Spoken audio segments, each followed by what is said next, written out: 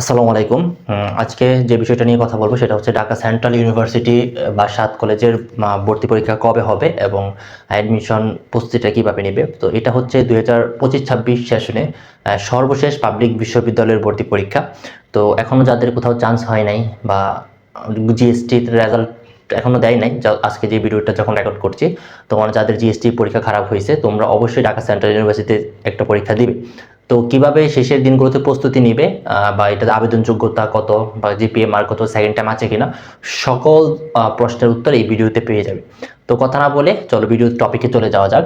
তো আজকে আমি এই ভিডিওতে যে বিষয়গুলো নিয়ে আলোচনা করব, প্রথম হচ্ছে ভর্তি তথ্য ও যোগ্যতা নিয়ে আলোচনা করব, কবে সার্কুলার দিবে, 2 নম্বর পরীক্ষা কত তারিখে অনুষ্ঠিত হবে, তারপর 3 নম্বরে কথা বলবো কিভাবে প্রস্তুতি নিব, এবং 4 নাম্বার ঢাকা সেন্ট্রাল ইউনিভার্সিটি সম্পর্কে কিছু কথা বলবো। অর্থাৎ ঢাকা সেন্ট্রাল ইউনিভার্সিটিটা এটা কি আদৌ কি পাবলিক ইউনিভার্সিটি কিনা, আগে তো 7 কলেজ ছিল, ঢাবির অধীনস্থ ছিল।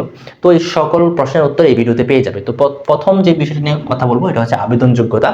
তো ঢাকা সেন্ট্রাল ইউনিভার্সিটিতে যারা পরীক্ষা দেবে, তোমরা এসএসসি 2020 থেকে 2023-এর মধ্যে যারা পরীক্ষা দিয়েছো সবাই আবেদন করতে পারবে, এবং এসএসসি 2024 এবং 2025 অর্থাৎ সেকেন্ড টাইম আছে।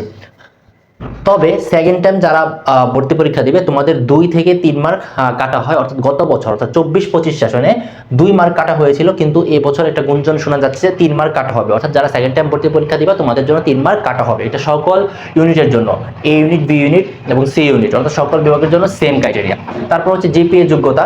জিপিএ যোগ্যতাটা যদি তোমাদের দেখায়, বিজ্ঞান বিভাগের জন্য 7, মানবিক বিভাগের জন্য 6 এবং বাণিজ্য বিভাগের জন্য 6.50 অর্থাৎ 6.5। এটা এসএসসি এবং এইচএসসি তোমার জিপিএ অর্থাৎ চতুর্থ বিষয় সহ তুমি যে জিপিএ মার্কটা পেয়েছো দুইটা যোগ করে যদি এই ফিগারটা আসে তাহলে তুমি ভর্তি পরীক্ষায় বসতে পারবা। এবং ভর্তি পরীক্ষায় নেগেটিভ মার্কিং আছে 0.25 করে, যেটা সকল বিশ্ববিদ্যালয়ে ভর্তি পরীক্ষায় থাকে, সেম ঠিক একইভাবে আছে। প্রত্যেক বিভাগের জন্য পরীক্ষার সময় হচ্ছে 1 ঘন্টা করে, এবং ক্যালকুলেটর ব্যবহার করা যাবে না। এটা হচ্ছে তোমাদের সকল বিভাগের জন্য হচ্ছে তোমাদের আবেদনযোগ্য। তারপর যে মানবন্টন নিয়ে কথা বলি, দেখো বিজ্ঞান বিভাগের মানবন্টন হচ্ছে ফিজিক্সের ক্ষেত্রে 25, কেমিস্ট্রিতে 25, বায়োলজিতে 25, ম্যাথে 25, এবং চতুর্থ বিষয়ের পরিবর্তে বাংলা এবং ইংরেজিতে 25। অর্থাৎ জিএসটিতে যে মানবন্টনটা ছিল সেম, তুমি চতুর্থ বিষয় যদি তোমার ম্যাথ থাকে এটার পরিবর্তে তুমি বাংলা অথবা ইংরেজি দুইটাতে 25 করে থাকবে, তুমি যেটা খুশি সেটা উত্তর করতে পারবা। তো বাণিজ্যের ক্ষেত্রে যদি দেখো, বাংলায় 20, ইংলিশে 20, অ্যাকাউন্টিংয়ে 20, বিজনেস স্টাডিজে 20, অপশনালে তুমি ফিনান্স অথবা মার্কেটিং যে কোনো দুইটা থেকে একটা উত্তর করতে পারবে। এবং মানবিকের ক্ষেত্রে বাংলায় 25, ইংলিশে 25 এবং জিকেতে 50 মার্কের এক্সাম হবে। তো এই ছিল হচ্ছে তোমাদের মানবন্টন। তো ভর্তি পরীক্ষা হবে হচ্ছে 1 ঘন্টার, এবং জিপিএর মার্ক হচ্ছে 20, জিপিএতে মার্ক হচ্ছে জিপিএ মার্ক হচ্ছে 20, আর হচ্ছে তোমার এক্সাম মার্ক হচ্ছে তোমার 100, টোটাল হচ্ছে তোমার 120 মার্কের এক্সাম হবে। টোটাল জিপিএটা হিসাব করতে হয় হচ্ছে তোমার এসএসসির সাথে 2 গুণ করবা আর এইচএসসির সাথে 2 গুণ করবা, যেটা হবে এটাই তোমার জিপিএ মার্ক।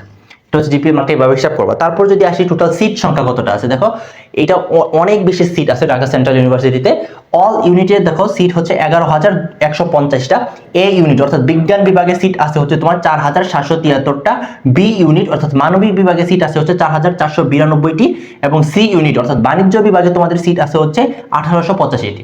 এই ছিল হচ্ছে তোমাদের টোটাল মানে হচ্ছে আবেদন যোগ্যতা এবং ভর্তি তথ্য। এখন আসছি হচ্ছে তোমাদের যে পয়েন্টটাতে, যে সার্কুলার ও পরীক্ষা, অর্থাৎ সার্কুলার কবে দিবে এবং পরীক্ষা কবে হবে। তো এখনো বিশ্ববিদ্যালয়ে সার্কুলার প্রকাশ করা হয়নি, তবে এই মাসের অর্থাৎ এপ্রিল মাসের শেষের দিকে, অর্থাৎ শেষ সপ্তাহে, ধরো এপ্রিলের শেষের দিকে অর্থাৎ 25 থেকে 30 এরকমের মধ্যে তোমাদের সার্কুলারটা প্রকাশ হয়ে যাবে। তারপর তোমরা আবেদন করবা, এবং পরীক্ষাটা হওয়ার খুব সম্ভাবনা হচ্ছে তোমাদের মে অথবা জুন। তো জুনের শুরুতে এবং মের শেষে। তবে যদি তুমি খেয়াল করে দেখো, জুনের প্রথম সপ্তাহে কিন্তু আমাদের পবিত্র ঈদুল আজহা। তো ঈদুল আজহার কারণে কিন্তু এক্সামটা একটু পিছাইতেও পারে এবং সামনেও চলে আসতে পারে। তো তোমরা টার্গেট নিয়ে রাখবা যে মের শেষ সপ্তাহ, অর্থাৎ মের 20 তারিখের পরে এক্সামটা ধরে প্রিপারেশন নেওয়া শুরু করো।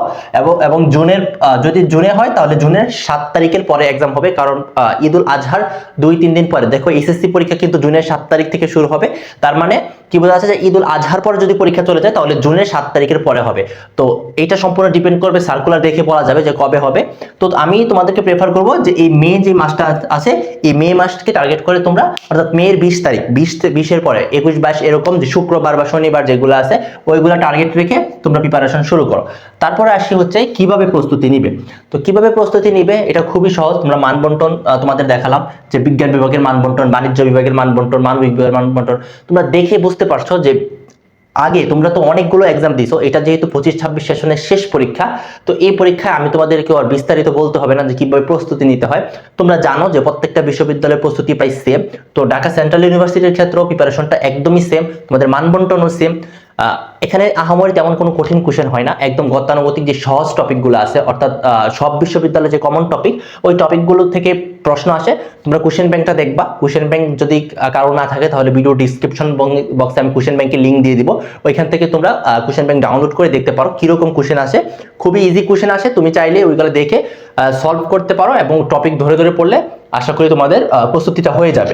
তারপর আসছে হচ্ছে তোমাদের ঢাকা সেন্ট্রাল ইউনিভার্সিটি সম্পর্কে। তো অনেকের মনে এই কোশ্চেন আসে যে এটা তো আগে ঢাকা 7 কলেজ ছিল, অর্থাৎ ঢাবির অধীনস্থ 7টা কলেজ, যেমন Dhaka college, Eden college, Bangla college, এরকম 7টা কলেজ সবগুলি ঢাকার মধ্যে অবস্থিত। এই 7টা কলেজ নিয়ে তোমাদের এই ঢাকা সেন্ট্রাল ইউনিভার্সিটিটা গঠিত হয়েছে। এখনো হয় নাই, মানে অধ্যাদেশ জারি হয়েছে। তো গত কিছুদিন আগে দেখলাম যে সংসদে বিলও পাস হয়ে গেছে।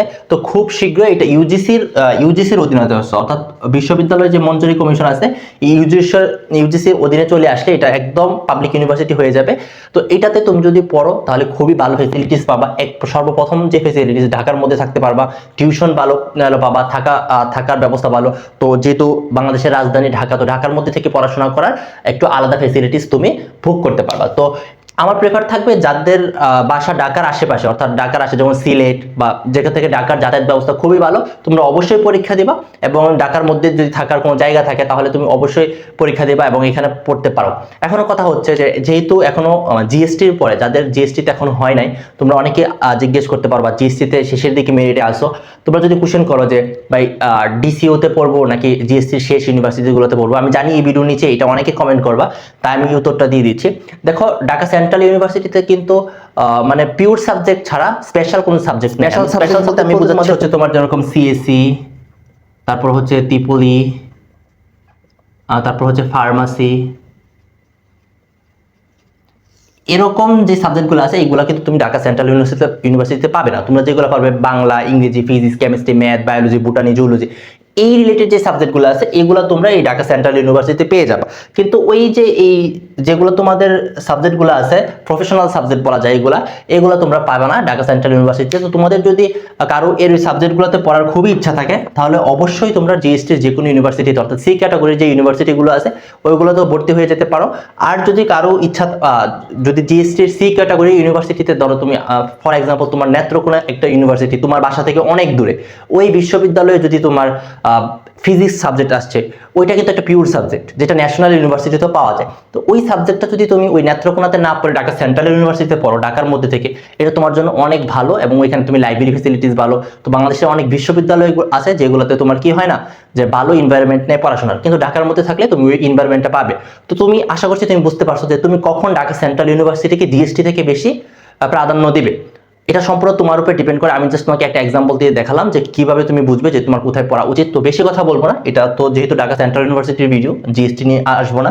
তো এটা ছিল এক্সাম কথা। তারপর হচ্ছে যারা বিজ্ঞান বিভাগের শিক্ষার্থী, আমরা যেহেতু বিজ্ঞান বিভাগের শিক্ষার্থীদের জন্য এক্সাম নিয়ে থাকি, তো তোমরা দেখো এখানে এই ইউনিটে এক্সাম ব্যাচ, অর্থাৎ আমাদের 20 তারিখ থেকে আগামী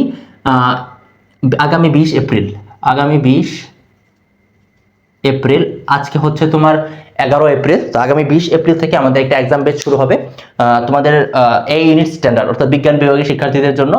যারা তোমরা আমাদের এক্সাম ব্যাচে যুক্ত হতে চাও, তোমরা নিচের এই হোয়াটসঅ্যাপ নম্বরে যোগাযোগ করবা, অর্থাৎ কমেন্টে থাকা লিঙ্ক থেকে আমাদের টেলিগ্রাম চ্যানেলে বা আমাদের ফেসবুক পেজে মেসেজ দিবা।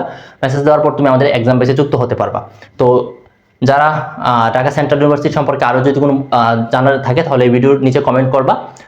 এবং এই ঢাকা সেন্ট্রাল ইউনিভার্সিটির সাজেশন, বাংলা, ইংরেজি কোনটা কীভাবে পড়তে হবে, এরকম সাজেশন সংক্রান্ত আরও অনেক ভিডিও আসবে আমাদের চ্যানেলে। তো অবশ্যই আমাদের চ্যানেল সাবস্ক্রাইব করে রাখবে। সম্পূর্ণ ভিডিও দেখার জন্য ধন্যবাদ। তো অবশ্যই তোমার মন্তব্য কমেন্ট বক্সে রেখে যাবে। আসসালামু আলাইকুম।